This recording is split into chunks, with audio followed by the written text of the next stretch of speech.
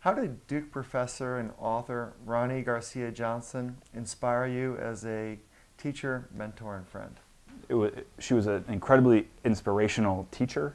I'd always had, professors and teachers that, were good and sort of inspired me in some ways, but I'd never had a professor or teacher take, that much interest in my learning before, and, saw something in my curiosity and in my abilities that I didn't know were there, and really motivated me to try to do as much as I could to develop those skills. And that's a rare thing that happens in your life, and it doesn't happen all the time, and it might happen once.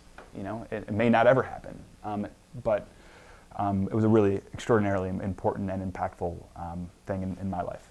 The story is pretty funny in that she was a visiting professor at James Madison College at Michigan State, where I did my undergrad. Wow. And when I went to go get a letter of recommendation for graduate school from another professor, she asked me what I was doing, kind of told her that story about being in Honduras, walking through the pineapple grove and wanting to change business behavior. And she said, "You really should go meet this visiting professor we have that just graduated from the University of Michigan." Went down, expected just to knock on the door, say hi. We ended up talking for like an hour and a half. Kind of said goodbye, good luck. She was on the job market. When I wrote an email to my professor to tell her where I was going to school, and I decided pretty much at that point, I was 80% decided that I was going to the Duke program. She said, "Oh, I think I introduced you to Ronnie Garcia Johnson. She just took a job there."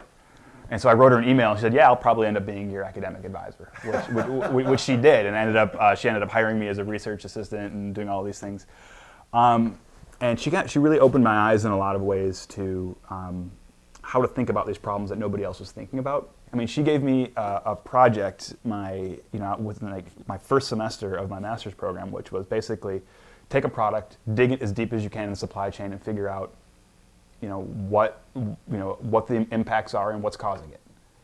And I did that, and it opened up my eyes to this whole new, wow, I had no idea that within one small product there could be so much involved with it, and the business systems that are structured around it, and it really got me going in terms of the things that I want to do, and it really led me to where I am now. It was actually a year after I had gone in my doctoral program down the road at Chapel Hill.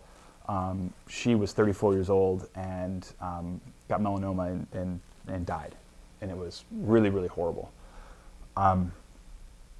But in that time, those couple of years that I was able to get to know her, and she was able to sort of be a really good mentor and teacher for me, she really set me on the trajectory where I need to go. And in a lot of ways, I feel like the things that I'm working on and the things I'm doing, and I don't know, this again might sound kind of trite, but I feel like I owe her in a way, because she's not around to do a lot of the things that I am able to do.